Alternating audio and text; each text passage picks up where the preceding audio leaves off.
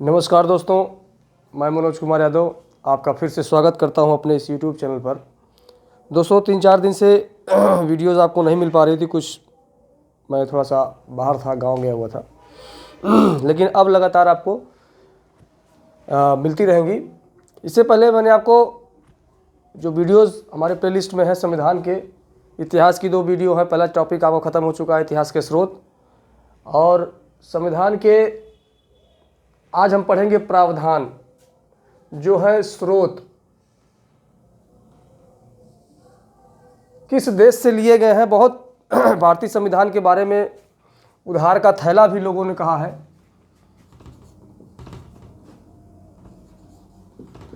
उधार का थैला, बहुत सारे विचारकों ने कहा है सारी चीज़ें। और मैं सिर्फ बात करूंगा जो आपके परीक्षा में बहुत ही महत्वपूर्ण है, और इसमें अगर आपने इसका नोट्स बना लिया और इसके अलावा इसका नोट्स बनाने के बाद इसके अलावा आपको कहीं जाने की आपको ज़रूरत नहीं है। इसी में से सारी चीज़ें हैं, इसके अलावा कुछ भी नहीं है। ये आप जान लीजिए, भारतीय संविधान के जो बहुत सारे प्रावधान हैं, अगर सबसे ज़्यादा पूछे कि सबसे ज़्यादा कहाँ से लिया गया है तो लगभग 200 से कहीं कहीं 250 भी लिखा होता है। अनुच्छेद कहने का मतलब है प्रावधान सबसे अधिक लिया है 1935 के अधिनियम से, सबसे अधिक यहाँ से लिया है, भारतीय संविधान में सम्मिलित किया गया है। एक आप जनरल सी बात सोचे, इसमें उधार की बातें या कहीं इधर उधर से लेने की बातें नहीं है। जो अच्छी चीज़ें हैं वो चीज़ हमारे संविधान में इसको समाहित की गई है, ताकि हमारा संविधान जो बने वो एक संपूर्ण बन सके, कहीं उसमें कमियां ना रह सके। लेकिन इसके बावजूद भी आज भी संशोधन जारी है। एक ये भी विशेष प्रावधान है कि हमारे संविधान में समय, क्योंकि हर एक समय की एक अलग वैल्यू होती है, एक अलग मांग होती है, अलग डिमांड होती है। सिचुएशन के आधार पर अगर कोई इसमें हमारे भारतीय संविधान के अनुच्छेद में अगर समय के अनुसार कोई ज़रूरत पड़ती है, डिमांड या मांग होती है या आवश्यकता पड़ती है, तो संसद में एक तरीके से आप उसे संशोधित कर सकते हैं, नए प्रावधान आप जोड़ सकते हैं। तो ये सारी चीज़ें हैं। और आज हम जो बात करेंगे संयुक्त राज्य क्या नाम है, पहला जो हमारा है, अगर हम चर्चा करें संयुक्त राज्य अमेरिका, ब्रिटेन, कनाडा, ऑस्ट्रेलिया, दक्षिण अफ्रीका, आयरलैंड, फ्रांस और जापान। सबसे नीचे अगर नहीं दिख रहा हो तो ये जापान है। इन देशों के संविधान से जो अच्छी अच्छी चीज़ें थीं, जो हमारे काम की चीज़ थी, वो हमारे भारतीय संविधान सभा के सदस्यों ने इस संविधान में सम्मिलित किया, और उसका आप कहीं ना कहीं असर आप अभी भी वर्तमान में देख सकते हैं, क्या बेनिफिट है और क्या लॉस है। ठीक है, खैर हम चर्चा करेंगे कि भारतीय संविधान के जो बहुत सारे बहुत इम्पोर्टेंट महत्वपूर्ण प्रावधान हैं वो किस देश से लिए गए हैं। ठीक है, सबसे पहले चीज़ प्रस्तावना को अगर हम बात करें, अगर प्रस्तावना के शब्द की बात की जाए, प्रस्तावना के शब्द की बात की जाए जो हम भारत के लोग, वो आपके संयुक्त राज्य अमेरिका से लिया गया है। ये शब्द की बात अगर की जाए तब, ठीक है, शब्द की बात की जाए हम भारत के लोग तो कहाँ से लिया गया है, संयुक्त राज्य अमेरिका। मूल अधिकार, बार बार प्रश्न पूछता है मूल अधिकार किस देश के संविधान से लिया गया है, तो संयुक्त राज्य अमेरिका। स्वतंत्र न्यायपालिका, ये भी बहुत महत्वपूर्ण है। लोग जनरली जानते हैं कि मूल अधिकार संयुक्त राज्य अमेरिका जो एकदम ट्रेंड में रहता है, लगभग सभी लोग जानते हैं जो कंपटीशन की तैयारी करते हैं। स्वतंत्र न्यायपालिका लगभग 50% मेरा अंदाज है। और जनहित याचिका जो लगभग डीपली अध्ययन किए होंगे, जो आज PIL दाखिल होती है, जनहित याचिका, ये प्रावधान भी आप संयुक्त राज्य अमेरिका से। मैं आपको बता रहा हूँ, विश्वास दिलाता हूँ कि हमारे इस क्लास के अलावा आपको कहीं किसी बुक की ज़रूरत नहीं पड़ेगी, किसी क्लास की ज़रूरत नहीं पड़ेगी, अगर आपने इसको नोट डाउन कर लिया और आपने इसको बार बार अभ्यास करते हुए अगर आपने याद रखा तो। इसके अलावा कुछ भी कहीं बाहर नहीं जाने वाला है। जनहित याचिका, स्वतंत्र न्यायपालिका, याद रखिएगा, ये दोनों चीज़ें संयुक्त राज्य अमेरिका। मूल अधिकार आपको पता होगा, प्रस्तावना के शब्द आपको पता होंगे, लेकिन स्वतंत्र न्यायपालिका और जनहित याचिका संयुक्त राज्य अमेरिका से। न्यायिक पुनरावलोकन भी आपको संयुक्त राज्य अमेरिका से लिया गया है। सर्वोच्च एवं उच्च न्यायालय के न्यायाधीशों को हटाने की प्रक्रिया, क्या प्रक्रिया है आप लोग जानते होंगे, महाभियोग लगाना, लेकिन महाभियोग राष्ट्रपति पर भी लगता है। ठीक है, तो राष्ट्रपति पर भी महाभियोग, उपराष्ट्रपति का पद, यथोचित विधि प्रक्रिया, ये चीज़ें जो है आपके संयुक्त राज्य अमेरिका से ली गई। यानी महाभियोग की अगर बात आ जाए तो समझ लेना कि संयुक्त राज्य अमेरिका से लिया गया हुआ है, क्योंकि महाभियोग सर्वोच्च न्यायालय एवं सर्वोच्च न्यायालय के न्यायाधीशों पर लेगी, उच्च न्यायालय के न्यायाधीशों को हटाने की प्रक्रिया जो भी होगी, राष्ट्रपति पर महाभियोग की प्रक्रिया, उपराष्ट्रपति का पद जो है वर्तमान स्थिति में, और यथोचित विधि प्रक्रिया, ये चीज़ें आपके संयुक्त राज्य अमेरिका से लिया गया है। ठीक है, क्लियर। अब बात करते हैं विधि का शासन। ठीक है, विधि का शासन और एक है विधि द्वारा स्थापित प्रक्रिया। ठीक है, इसमें आप कंफ्यूज नहीं होना। ठीक है, विधि का शासन यानी कानून का शासन अगर कहाँ से लिया गया है, वो ब्रिटेन से लिया गया है। ठीक है, विधि निर्माण प्रक्रिया भी ब्रिटेन से लिया गया है। संसदीय शासन प्रणाली आप जानते हैं खूब अच्छी तरह से, एकल नागरिकता आप जानते हैं, द्विसदनीय व्यवस्था ये भी आप जानते हैं, विधि निर्माण प्रक्रिया यानी कानून की निर्माण प्रक्रिया क्या होती है, ये सारी चीज़ें, सर्वाधिक मत के आधार पर चुनाव जीत की प्रक्रिया जो आप देखते हैं कि 4001 वोट किसी प्रत्याशी को मिला और दूसरे को 3900 मिला, तो इसका मतलब जिसका मत एक भी अगर ज़्यादा हो गया सभी से तो ये वो जीत घोषित हो जाती है चुनाव में। तो ये प्रक्रिया भी आपको ब्रिटेन से ली गई है। और विधायिका में अध्यक्ष की भूमिका, विधायिका में अध्यक्ष की भूमिका भी ब्रिटेन से ली गई है और संसदीय विशेषाधिकार भी लिया गया। ठीक है, क्लियर है। विधि का शासन, संसदीय शासन प्रणाली, एकल नागरिकता, एकल नागरिकता मतलब संपूर्ण देश में एक नागरिकता मिले, ऐसा नहीं कि हम उत्तर प्रदेश के भी नागरिकता हमको मिले और भारत की भी, दोहरी नागरिकता नहीं है, एकल नागरिकता हमारे देश में विद्यमान है जो ब्रिटेन के संविधान से लिया गया है। द्विसदनीय व्यवस्था का मतलब होता है 2 सदन होते हैं, आप चाहे संसद के देख लीजिए और चाहे आप राज्य विधानसभा के देख लीजिए। सदन मतलब वह ग्रुप वह जिसमें सदस्य हों। ठीक है, जैसे संसद के 3 अंग होते हैं लेकिन सदन 2 ही होते हैं। ठीक, जिनमें लोकसभा राज्यसभा में सदस्य होते हैं इसलिए उनको सदन कहा जाता है, और राष्ट्रपति में अकेला है इसलिए वो सदन का हिस्सा नहीं है, सदन नहीं है वो। और जो ये प्रावधान है ये हमें ब्रिटेन के संविधान से लिया गया है। एक जर्मनी का आप विशेष ध्यान दीजिएगा, बार बार पूछता है, आपातकाल के समय मूल अधिकारों का स्थगन कौन कर देता है, संसद कर देती है कि नहीं कर देती है। ठीक है, आपातकाल के समय ये प्रावधान हमें जर्मनी से लिया गया है। ठीक है, 1 पॉइंट आप याद रखिएगा। अब बात करते हैं कनाडा से क्या लिया गया है, संघीय व्यवस्था। ठीक है, संघीय व्यवस्था के जो हमारे संविधान में लक्षण मिलते हैं वो कनाडा से लिया गया है। ठीक है, शक्तियों का वितरण तथा अवशिष्ट शक्तियों का केंद्र में निहित होना, कहने का मतलब शक्तियों का राज्य स्तर से केंद्र स्तर पर और स्थानीय स्तर पर जो हमें जो पावर बटे हुए हैं किसके क्या क्या कार्य हैं। आप याद हो कि 3 सूचियां हैं, संघ सूची, राज्य सूची और समवर्ती सूची।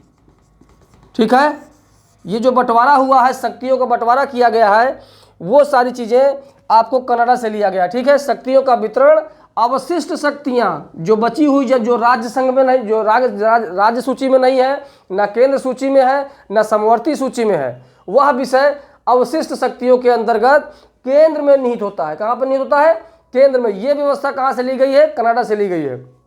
ठीक है, जो केंद्र द्वारा राज्यपालों की नियुक्ति होती है, देखिए राज्यपालों की नियुक्ति जो करता है ये प्रावधान कनाडा से लिया गया है। राज्यपालों की नियुक्ति केंद्र करता है, ये प्रावधान कनाडा से लिया गया है। ठीक है, और सर्वोच्च न्यायालय का परामर्शी निर्णयन, मतलब जो सर्वोच्च न्यायालय राष्ट्रपति को परामर्श देता है या कानूनी रूप से सलाह देता है, ये प्रावधान भी हमें कनाडा से के संविधान से लिया गया है। ठीक है, संघात्मक विशेषताएं वही चीज़ है जो आपको सेंट्रल गवर्नमेंट की जो पावर जो ज़्यादा होती है, जो ज़्यादा झुकाव होता है संघ की ओर, ये सारी चीज़ें विशेषताएं जो उनकी होती हैं वो भी आप कनाडा के संविधान से लिया गया। संघीय व्यवस्था, शक्ति का वितरण, अवशिष्ट शक्तियों का केंद्र में निहित होना, केंद्र द्वारा राज्यपालों की नियुक्ति, सर्वोच्च न्यायालय का परामर्श निर्णयन, यानी संघात्मक विशेषताएं, ये सभी चीज़ें कनाडा से ली गई हैं। ठीक है, ऑस्ट्रेलिया से क्या लिया गया है, समवर्ती सूची। मैंने आपको बताया 3 सूची हैं,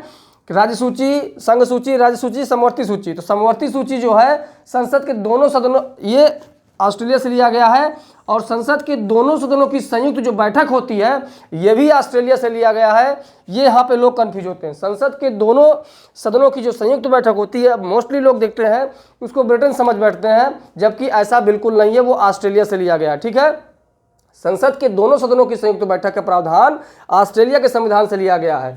व्यापार, वाणिज्य एवं समागम की स्वतंत्रता, ठीक है, ये सारी चीजें आपको ऑस्ट्रेलिया के संविधान से लिया गया है। अब बात करते हैं सबसे महत्वपूर्ण पॉइंट, संविधान संशोधन प्रक्रिया। ये दक्षिण अफ्रीका से लिया गया है। ये सभी लोग जानते हैं, लगभग पॉलिटिकल साइंस पढ़ने वाले विद्यार्थी बिल्कुल जानते हैं कि संविधान में संशोधन की प्रक्रिया दक्षिण अफ्रीका के संविधान से लिया गया है। लेकिन एक चीज और आप भूलिए नहीं कि राज्यसभा के सदस्यों का निर्वाचन, यानी राज्यसभा के सदस्यों का जो निर्वाचन होता है, यह प्रावधान भी दक्षिण अफ्रीका के संविधान से लिया गया है। अगर यह प्रश्न रख देगा कि राज्यसभा के सदस्यों का निर्वाचन का प्रावधान किस देश के संविधान से लिया गया है, और आपका ऑप्शन में दक्षिण अफ्रीका रख देगा, और आप कंफ्यूज हो जाएंगे कि दक्षिण अफ्रीका से तो संशोधन की प्रक्रिया रखी हुई है, आप उस ऑप्शन को टच ही नहीं करेंगे। लेकिन ध्यान रखें दो चीजें, संविधान संशोधन प्रक्रिया जो आपको याद होगी, दूसरा ये भी रखें याद कि राज्यसभा के जो सदस्य हैं उनका जो निर्वाचन होता है वो भी दक्षिण अफ्रीका के संविधान से लिया गया है। अब बात करते हैं आयरलैंड। नीति निर्देशक तत्व आपके आयरलैंड से बहुत ही महत्वपूर्ण है, सभी लोग जानते हैं। और राष्ट्रपति की निर्वाचन पद्धति, ये बहुत कम लोग जानते हैं। और राज्यसभा में सदस्यों का नामांकन जो होता है राज्यसभा के लिए, ये प्रक्रिया भी आयरलैंड से लिया गया है। ठीक है, दक्षिण अफ्रीका से दो चीज, संविधान संशोधन प्रक्रिया और राज्यसभा सदस्यों का निर्वाचन। लेकिन राज्यसभा में सदस्यों का जो नामांकन होता है वो प्रक्रिया आयरलैंड से ली गई है, और राष्ट्रपति की निर्वाचन की जो पद्धति हमारे देश में लागू है वो पद्धति आयरलैंड से ली गई। ठीक है, तीन चीजें आप आयरलैंड से बिल्कुल याद रखेंगे। क्लियर। अब बात करते हैं फ्रांस की। फ्रांस में गणतंत्रात्मक व्यवस्था जो है लागू थी, तो वो व्यवस्था हमारे देश में लागू की गई फ्रांस के संविधान से। यहाँ पर स्वतंत्रता, समानता एवं बंधुत्व का सिद्धांत जो है आपके प्रस्तावना में और नीति निर्देशक तत्व में आपको जो दिखाई देती है वो चीज़ें फ्रांस के संविधान से मिली है। ये सबसे नीचे अगर नहीं दिख रहा हो तो ये जापान है। जापान में जो है विधि द्वारा स्थापित प्रक्रिया। ठीक है, विधि द्वारा स्थापित प्रक्रिया, अब विधि निर्माण प्रक्रिया अलग अलग चीज़ है, विधि का शासन अलग चीज़ है, कन्फ्यूज नहीं होना इन तीनों चीज़ों में। ठीक है, कानून के द्वारा स्थापित प्रक्रिया, ठीक है, ये जापान से ली गई है। यहाँ तक क्लियर है। फिर से एक बार रिवीजन कर लेते हैं। संयुक्त राज्य अमेरिका से प्रस्तावना के शब्द मूल अधिकार, स्वतंत्र न्यायपालिका और जनहित याचिका, न्यायिक पुनरावलोकन, सर्वोच्च न्यायालय, उच्च न्यायालय के न्यायाधीशों को हटाने के लिए महाभियोग की प्रक्रिया, राष्ट्रपति पर भी उपराष्ट्रपति का पद और यथोचित विधि प्रक्रिया, ये आपके संयुक्त राज्य अमेरिका से हो गया। ब्रिटेन की बात करें तो विधि का शासन, संसदीय शासन प्रणाली, एकल नागरिकता, द्विसदनीय व्यवस्था, विधि निर्माण प्रक्रिया और सर्वाधिक मत के आधार पर चुनाव जीत की प्रक्रिया, विधायिका में अध्यक्ष की भूमिका और संसदीय विशेषाधिकार, ये आपके ब्रिटेन से लिया गया। जर्मनी से आपातकाल के समय मूल अधिकारों का जो स्थगन होता है वो जर्मनी से लिया गया है। कनाडा से संघीय व्यवस्था, शक्तियों का वितरण, अवशिष्ट शक्तियों को केंद्र में निहित होना, केंद्र द्वारा राज्यों के राज्यपाल की जो नियुक्ति होती है ये कनाडा के द्वारा है। सर्वोच्च न्यायालय का परामर्शी निर्णयन, ये भी कनाडा से लिया गया है। ठीक है, संघात्मक विशेषताएं, अगर रूस की बात करें, एक पॉइंट छूट रहा है, अगर रूस की बात करें तो मूल कर्तव्य आपका रूस से लिया गया है। प्रस्तावना में सामाजिक, आर्थिक और राजनीतिक न्याय के जो आदर्श हैं ये आपके रूस से, इसको आप फ्रांस से मत रिलेट कीजिएगा। सामाजिक, आर्थिक और राजनीतिक न्याय अर्थात जो न्याय की बात की गई है वो आप न्याय और मूल कर्तव्य, ये दो चीज़ें आप रूस से आप समझ सकते हैं। प्रस्तावना में जो निहित है सामाजिक, आर्थिक और राजनीतिक, तीन प्रकार के न्याय हैं, वो प्रस्तावना में जो न्याय है वो रूस से लिया गया। ठीक है, और कर्तव्य आप जान सकते हैं। एक प्रश्न यहाँ बनता है बार बार कि वह प्रावधान जो भारतीय संविधान के मूल संविधान में, भारतीय संविधान में, भारत के मूल संविधान में निहित नहीं था, वो मूल कर्तव्य नहीं था। ये हम आपको मूल कर्तव्य वाला चैप्टर में भी शायद अभी नहीं पढ़ा, लेकिन आगे हम आपको जरूर इस पर चर्चा करेंगे, तो आपको विशेष आपको बताएंगे कैसे कैसे हुआ है सारी चीज़ें। ठीक है, तो मूल कर्तव्य और प्रस्तावना में निहित जो न्याय है 3 प्रकार के सामाजिक, आर्थिक और राजनीतिक न्याय, वो रूस से लिया गया। ठीक है, रूस के संविधान से, उस समय सोवियत संघ रूस के संविधान से लिया गया। ठीक है, ये वर्तमान में के रूस से नहीं। ऑस्ट्रेलिया समवर्ती सूची, संसद के दोनों सदनों की संयुक्त बैठक, व्यापार वाणिज्य एवं समागम की व्यवस्था, और ये चीज़ ऑस्ट्रेलिया से लिया गया। अफ्रीका से संविधान संशोधन प्रक्रिया, राज्यसभा के सदस्यों का निर्वाचन, ये आपके अफ्रीका से। और आयरलैंड से नीति निर्देशक तत्व, राष्ट्रपति की निर्वाचन पद्धति, और राज्यसभा में सदस्यों का नामांकन। नामांकन और निर्वाचन में कन्फ्यूजन नहीं होना। निर्वाचन जो होगा वो आपके दक्षिण अफ्रीका में होगा, वहाँ से लिया गया है, और नामांकन जो होगा वो आयरलैंड से है। ठीक है, फ्रांस से गणतंत्रात्मक व्यवस्था, गणतंत्रात्मक मतलब हमारा जो राजा होगा वो वंशानुगत नहीं होगा। ठीक है, उसका चुनाव होगा, निर्वाचन होगा। ठीक, जापान से विधि द्वारा स्थापित प्रक्रिया, ये आपका क्लियर हुआ। संविधान के स्रोत, एक चीज़ मैं और आपको बताना चाहूँगा दोस्तों कि जूनियर हाई स्कूल के जो शिक्षकों की भर्ती है, सामाजिक विज्ञान का जो क्लास अभी चल रही है आपकी, इसके लिए अब आगे से जो नेक्स्ट वीडियो होगा वो मैं 6, 7, 8 के जो बुक्स हैं उसका भी मैं आपको प्रोवाइड करूंगा, क्योंकि जो सिलेबस है वो सीधा सीधा उसी किताब के पाठ का नाम रख दिया है आपके पाठ्यक्रम में। ठीक है, अगर आप देखें सिलेबस सामाजिक विज्ञान का तो सेम वही टॉपिक आपको रख दिया, बस कठिनाई स्तर आपका ग्रेजुएशन लेवल तक का होगा। तो आप उस बुक अगर आपके पास नहीं है तो जल्दी से आप व्यवस्था कर लीजिए और उसको जो है तुरंत आप जो है रिवीजन पूरी कंप्लीट कर लीजिए एक तरह से, और मैं यहाँ से आपको वीडियो के माध्यम से प्रोवाइड भी करता रहूँगा। ठीक है दोस्तों, नमस्कार दोस्तों, धन्यवाद।